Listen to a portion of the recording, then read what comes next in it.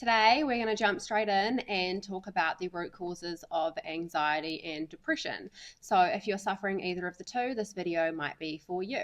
So for anxiety, we want to start with the brain, and we would be looking at your neurotransmitters. So usually if you're low in serotonin or in GABA, this can play a big part in you suffering from anxiety. This would be picked up on the organic acids test, which we correlate with the genetics test. So part of the 2 foundation labs, really important to support the brain. If you've heard me talk about it in the other videos, you know that I will always reiterate it. We start with the brain, really important.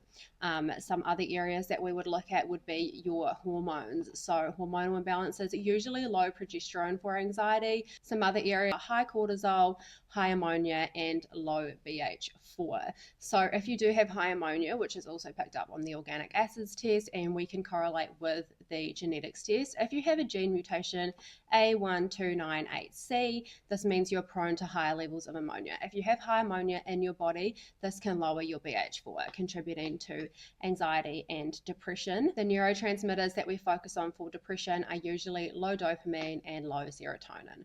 So again, this would be picked up on the organic acids test, which we correlate with the genetic test.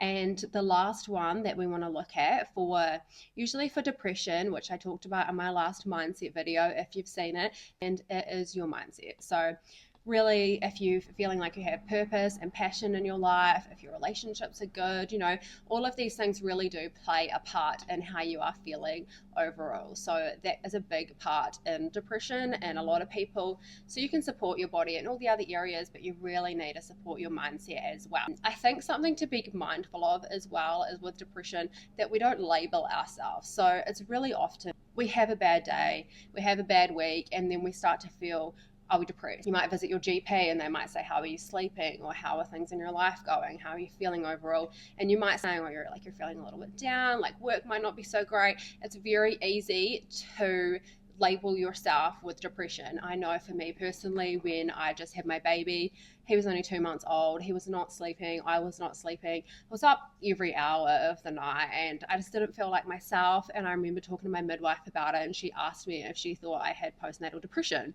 And I didn't really consider that. But after that thought was planted in my head, I started thinking, do I have this? So that was something, I didn't label myself with it. I started thinking, no, I think it's because my baby's not sleeping.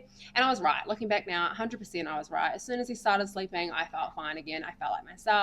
But these are some factors to contribute. This is where your mindset does play a huge part. If you aren't sleeping well, relationships in your life, if they're not that great, all of these things can play a part in your overall feeling. So that's where we would start in the program. If you are suffering with anxiety or depression, do know that you don't have to go on SSRIs. There is a way out, and you can balance your brain naturally.